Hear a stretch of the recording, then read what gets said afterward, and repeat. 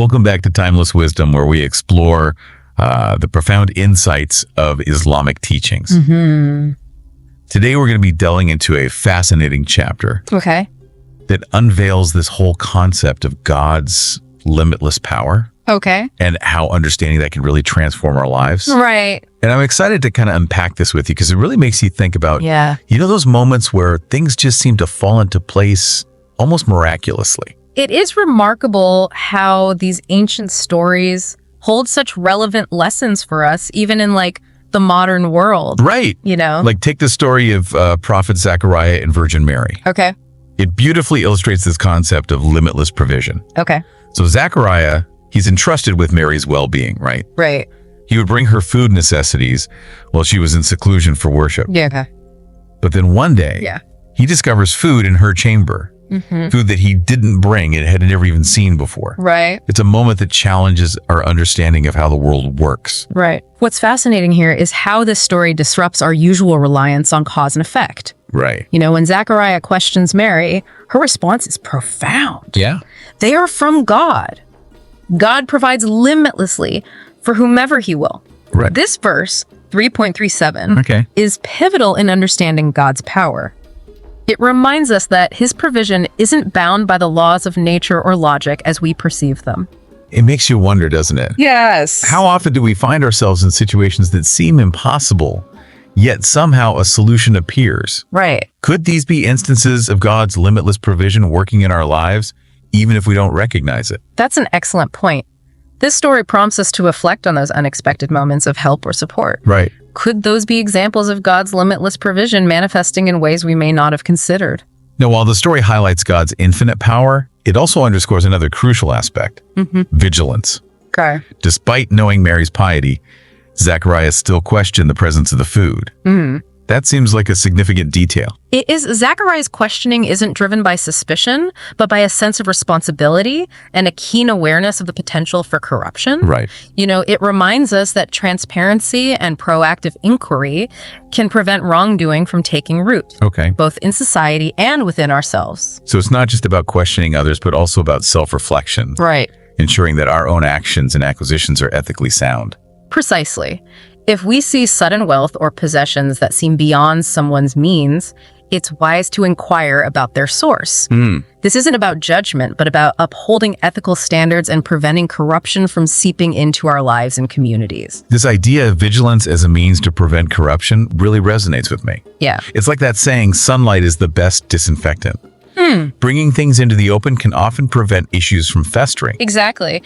It aligns with the Islamic emphasis on accountability and transparency, both in our personal lives and in society at large. Right. You know, this story reminds us that questioning isn't necessarily a sign of distrust, but a proactive step towards maintaining integrity and preventing corruption from taking hold. It's interesting how this story also connects with modern psychology, which recognizes the importance of setting intentions and seeking a higher purpose. Indeed. When we approach situations with awareness and a commitment to ethical conduct, it influences our decision-making and actions. This resonates with the Islamic principle of seeking God's pleasure in all that we do, which naturally steers us toward righteousness. Now, going back to Zechariah, his story takes another compelling turn. He deeply desires a child, but he and his wife are elderly, and she has always been infertile. From a human perspective, it seems like an impossible situation. Absolutely. By all known laws of biology, it was impossible. Yeah. Yet, God grants him a son, John. Wow. This again demonstrates God's power to transcend limitations. And it beautifully ties back to Mary's earlier statement about God's limitless provision. If God can provide sustenance in such an extraordinary way, then conceiving a child in impossible circumstances is certainly within his capabilities. This narrative offers immense hope. You know, it encourages us to have faith, even when confronted with seemingly insurmountable challenges. Right. Because with God, as the story exemplifies, nothing is truly impossible. That's a powerful message of hope and faith. Speaking of trusting in God's power, let's talk about the practice of beginning every action with "in the name of God." Okay. It's more than just a ritual, right? Yes. It's like invoking all of God's attributes and seeking his guidance in all our endeavors. That's precisely it. Imagine this. Okay. Just as physical actions require specific qualities, You need eyesight to run, strength to lift. Right. Our endeavors require spiritual support. Yay. Invoking God's name provides that spiritual strength. It's fascinating how that aligns with modern psychology's emphasis on setting intentions and seeking a higher purpose. Indeed. Both emphasize the importance of aligning our actions with a greater good. Yes, and that alignment is key. By beginning with, in the name of God, we're essentially acknowledging his presence and seeking his blessings in all that we do. This not only brings a sense of purpose, but also helps us stay focused and motivated. It's like we're tapping into a source of limitless power and guidance. Exactly. And that connection to a higher power can be incredibly empowering, especially when facing challenges or uncertainties. Now, this brings to mind a powerful verse. Praise be to God, to whom belongs all that is in the heavens and earth, and praise be to him in the life to come.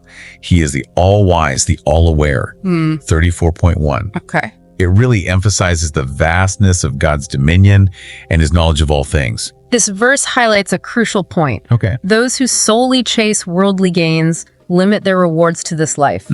But those who act with God in mind, seeking his pleasure, reap benefits in this life and the hereafter. So it's not about neglecting our worldly responsibilities, but approaching them with a higher purpose. Absolutely. Recognizing that our actions have both worldly and eternal consequences. It's about finding that balance, striving for success in this world while keeping our sights set on the eternal rewards of the hereafter. Right. And by starting our actions with, in the name of God, we ensure that our pursuits are guided by his wisdom and ultimately lead us to a better outcome in both realms. It's like having a compass that always points towards what's truly beneficial for us, both in this life and the next. That's a beautiful way to put it. It's about aligning our intentions and actions with God's will, recognizing that he knows what's best for us, even when we may not see it ourselves. This reminds me of the prophet saying, any important work that does not begin with the name of God is flawed. It really emphasizes that without God's blessing, our efforts are incomplete. Right.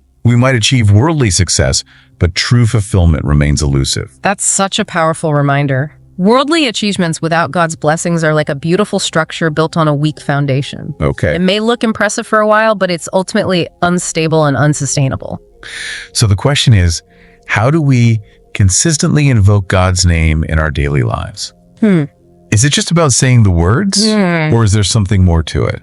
It's about cultivating a mindset of conscious remembrance. Okay. Making a deliberate effort to begin every task, big or small, with, in the name of God. Whether it's starting your workday, having a difficult conversation, or even just preparing a meal, pause for a moment and acknowledge God's presence. It's about infusing our actions with God's blessings and seeking his guidance in all that we do. I've even heard that simply writing Bismillah in the name of God at the top of your to-do list can make a difference. Absolutely. It's a visual reminder to start each task with the right intention and seek God's help in accomplishing it. And you know what's interesting? What's that? Even if we've made mistakes in the past, we can still start afresh by invoking God's name. I can imagine some people might struggle with that. If they've sinned or feel unworthy, they might hesitate to call upon God. What would you say to them? Remember, God's mercy is all-encompassing. He doesn't expect perfection from us. The very act of turning to him, acknowledging our shortcomings, and seeking his guidance is a step in the right direction. So it's never too late to start, and God's mercy is always there for those who sincerely seek it. Exactly. And the beauty of Islam is that it provides a path to redemption for everyone, no matter their past mistakes. The door to repentance is always open. That's incredibly reassuring. Yeah. It highlights the compassionate and forgiving nature of Islam. And that brings us back to the phrase we use, Bismillah Rahman Rahim. In the name of God, the most merciful, the most benevolent. Even if we've strayed, we're acknowledging God's forgiveness and seeking a path back to him. Almost like a reset button, reminding us of our true purpose and seeking God's guidance in fulfilling it. Right. Even if we've stumbled, we can always choose to realign ourselves with God's will and strive to live a more fulfilling life in accordance with his teachings. It's a constant reminder that no matter our past mistakes, we can always choose to improve and seek God's blessings. And beginning our actions with his name is a powerful way to do just that. So it's not just about seeking forgiveness for past actions, but also about actively inviting God's guidance into our present and future choices. Precisely. It's about recognizing that God's mercy is a constant source of strength and renewal, allowing us to continually strive towards a better version of ourselves. It's like a continuous cycle of seeking guidance, taking action, reflecting, and seeking guidance again. Exactly. It's a journey of growth and transformation that we embark on with God's grace and mercy as our constant companions. This has been so insightful. Yeah. What a great reminder that we always have the opportunity to turn to God, seek his forgiveness and guidance, and strive to live a life aligned with his teachings. For our listeners who are now thinking, okay, I'm going to start incorporating this into my life, where do I begin? What would you suggest? Start small. Okay. Choose 1 or 2 daily actions and consciously begin them with, in the name of God. Maybe it's before you eat, before you start your workday, or before you engage in a challenging conversation. I love that. Start small, build consistency, and watch the transformation unfold. Exactly. And as you become more comfortable, you can gradually incorporate it into other aspects of your day. It's amazing how such a simple practice can have such a profound impact on our lives. And pay attention to how it makes you feel. You might find that it brings a sense of peace focus, or even a heightened awareness of God's presence in your life. And what would you say to someone who feels they haven't always lived a perfectly righteous life and might be hesitant to start this practice? Remember, God's mercy is all-encompassing. He doesn't expect perfection from us.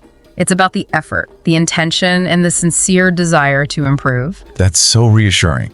It's never too late to start, and God's mercy is always there for those who genuinely seek it. Absolutely. Yeah. This practice of starting with, in the name of God, can also be a powerful tool in preventing us from making choices that displease him. Okay. It's like a built-in ethical check. How so?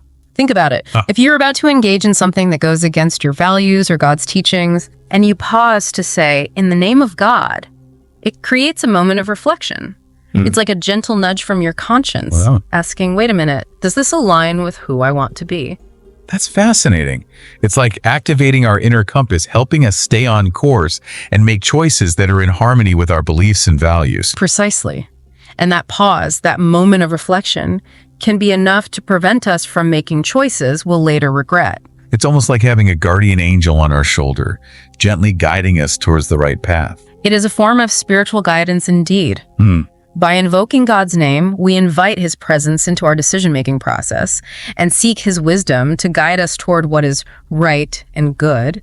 So even in those moments of temptation or uncertainty, remembering to begin with, in the name of God, can be a powerful anchor keeping us grounded in our values. It's a constant reminder of who we are and who we strive to be. It's incredible how these teachings, which might seem simple on the surface, have such deep psychological and spiritual implications. It truly highlights the beauty and wisdom of Islam. It's timeless wisdom applicable to every aspect of our lives. It's like that verse we discussed earlier. Praise be to God, to whom belongs all that is in the heavens and earth, and praise be to him in the life to come. He is the all-wise, the all-aware.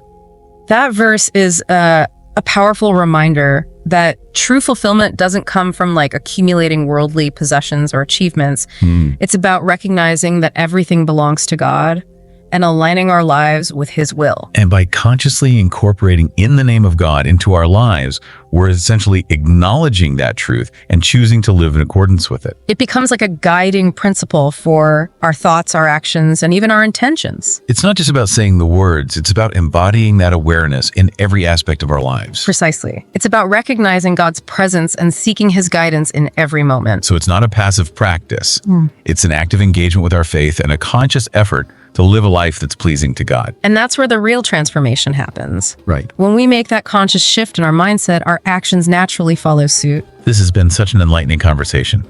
It's truly amazing how these simple yet profound teachings can have such a transformative impact on our lives. It speaks to the timeless wisdom of Islam and its relevance to every aspect of human existence. Thank you so much for sharing your insights with us today. It's been an absolute pleasure learning from you. The pleasure has been all mine. Now, for our listeners who are feeling inspired and want to start incorporating these teachings into their own lives, what would you recommend as a first step? Start with small, manageable steps. Yeah. Don't try to overhaul your entire life overnight. Choose 1 or 2 daily actions that you can consistently begin with in the name of God. That's such practical advice. Yeah. It's about building a habit slowly and steadily. Exactly. Maybe it's before you start your workday, before you eat a meal, or even before you have a difficult conversation. It's about making that conscious connection with God, and inviting his blessings into those moments. And as you become more comfortable with those initial steps, you can gradually expand the practice to other areas of your life. It's like building a spiritual muscle.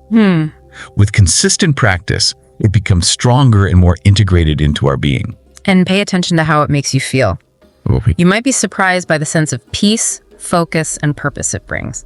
Now, some listeners might be thinking, well, I haven't always lived a perfectly righteous life. Can I still benefit from this practice? What would you say to them?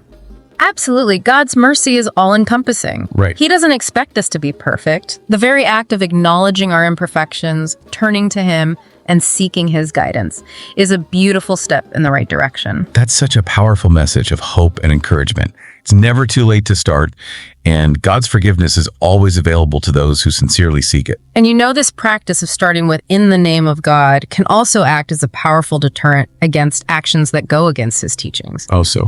Imagine you're about to do something you know isn't right, and you pause to say, "in the name of God." That simple act creates a moment of reflection, a space for your conscience to speak up. It's like a built-in ethical check, prompting us to consider the consequences of our actions. Exactly. And that pause, that moment of introspection, can be enough to prevent us from making choices that we'll later regret. It's like having a guardian angel whispering in our ear, guiding us toward the path of righteousness. And by invoking God's name, we're essentially seeking his protection and guidance, helping us navigate those challenging situations where our willpower might falter. So even in those moments of temptation or weakness, remembering to start with "in the name of God" can be a powerful tool to keep us on the right track. It's a reminder that we're not alone in our struggles. God's mercy and guidance are always available to us. It's interesting how this practice connects with modern psychological concepts like mindfulness and self-awareness. Absolutely. When we consciously invoke God's name, we're bringing our attention to the present moment and making a deliberate choice to align our actions with our values. It's a way of grounding ourselves in our faith and using it as a compass to navigate the complexities of life. And that connection to a higher power can be incredibly empowering, especially in today's world where we're constantly bombarded with distractions and temptations. This conversation has really highlighted the practical relevance of these Islamic teachings. Yeah. They're not just ancient wisdom. They offer valuable tools for navigating the challenges of modern life and cultivating a deeper connection with God. It's a reminder that Islam is a complete way of life, offering guidance and wisdom for every aspect of our existence. What a beautiful reminder. Thank you again for sharing your insights with us. It's been a pleasure. For our listeners who want to delve deeper into these teachings, we encourage you to check out the Broke Entrepreneur YouTube channel. They have some fantastic resources on Islamic principles and personal growth. It's a great platform for those seeking to learn more about Islam and how to apply its teachings to everyday life. And remember, the Quran's wisdom is timeless. Apply it today. That's right. The Quran is a source of guidance and inspiration for all times and all places. Its teachings are just as relevant today as they were centuries ago. It's been a truly enriching conversation. Thank you for joining us on Timeless Wisdom. Until next time, may peace and blessings be upon you. It's fascinating how seamlessly these teachings weave into our daily lives, offering guidance and support in ways we might not always realize. You know, earlier we talked about God's limitless provision and the story of Prophet Zechariah finding unexpected sustenance. That concept, that belief in God's ability to provide, can have a profound psychological impact. Absolutely. It shifts our perspective from one of scarcity to abundance. When we truly internalize the concept of God's limitless provision, we begin to approach challenges with a sense of hope and trust, knowing that even the most difficult circumstances, God can provide a way out. It's like that weight of worry lifts, doesn't it? Yeah. Knowing that we're not solely responsible for making everything happen. Right. That there's a higher power orchestrating events for our ultimate benefit. Precisely. And this shift in perspective can lead to reduced anxiety, increased generosity, and a more optimistic outlook on life. When we believe that God will provide for us, we're more likely to be generous with others and less likely to hoard resources out of fear. That makes so much sense. It's about recognizing that our sustenance comes from God, not solely from our own efforts. Exactly. And when we understand that, it liberates us from that constant striving and worry. It also encourages us to focus on our purpose and contribute positively to the world. When we're not consumed by anxiety about our own needs, we can direct our energy towards serving others and making a difference in the world. And that in turn can lead to a more fulfilling and meaningful life. Exactly. The beauty of Islamic teachings is that they address both our spiritual and practical needs, guiding us toward a life of balance, purpose, and fulfillment. It's truly remarkable how these teachings offer guidance for every aspect of life, from our personal struggles to our interactions with others and our understanding of the world around us. It's a testament to the timeless wisdom of the Quran and the Prophet's teachings. Speaking of timeless wisdom, I wanted to touch upon something we discussed earlier. Yep. The idea of invoking God's name, Right. saying Bismillah, as a way to align ourselves with his will and seek his guidance. Yes, that's such a crucial practice. It's about recognizing that God is the source of all power and goodness. Right. And by invoking his name, Yeah. we're inviting his blessings and guidance into our actions. And what's remarkable is that this practice resonates with modern psychology as well. The concept of setting intentions, which is widely recognized in psychology, Right. aligns beautifully with the Islamic practice of starting our actions with Bismillah. It's about aligning our thoughts, words, and actions with a higher purpose. Right. And when we do that, it creates a sense of focus motivation Okay. and a deeper connection to something greater than ourselves. It's like we're tapping into a source of infinite power and guidance, allowing that power to flow through us and guide our actions. That's a beautiful way to describe it. And when we approach our tasks with this mindset, we're more likely to experience success and fulfillment. It's not about guaranteeing a specific outcome, but about approaching our endeavors with the right intention and seeking God's help in achieving our goals. Precisely. And even if we face challenges or setbacks, we can find solace in knowing that we've done our best while seeking God's guidance and support. It's about surrendering to his will and trusting that he knows what's best for us, even when we may not understand it at the time. That's the essence of faith, trusting in God's wisdom and plan, Right. even when things don't go according to our expectations. This has been such an enriching conversation, filled with profound insights and practical advice. Thank you so much for sharing your knowledge and wisdom with us. It's been a pleasure. For our listeners who are feeling inspired and want to explore these teachings further, we encourage you to check out the Broke Entrepreneur YouTube channel. They offer a wealth of resources on Islamic principles, personal growth, and practical ways to apply these teachings to modern life. They do a wonderful job of making these teachings accessible and relatable to a wide audience. And remember, the Quran's wisdom is timeless. Apply it today. Until next time, may peace and blessings be upon you.